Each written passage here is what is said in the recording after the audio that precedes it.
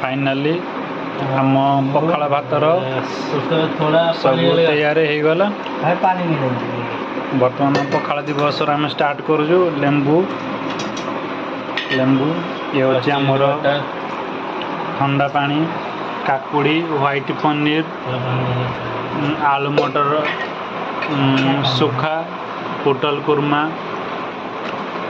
लाल भाजी आलू चोखा बैगन भरता खा देंगे उसके बाद कैसा लगता है। बैगन भरता बर्तमान आम भाई प्रथम स्टार्ट करने को गले तापर मु स्टार्ट करी ये आम मामू बर्तमान स्टार्ट कर सारे मोड़ा बाकी अच्छी मुझे बर्तमान स्टार्ट करने को जाऊँगी आम पखाल दिवसर पखाल भातर आम तैयारी चालू कलु बैगन भरता आमर काकुड़ी गाँवली काकुड़ी व्हाइट पनीर मटर आलू चोखा पोटल कुरमा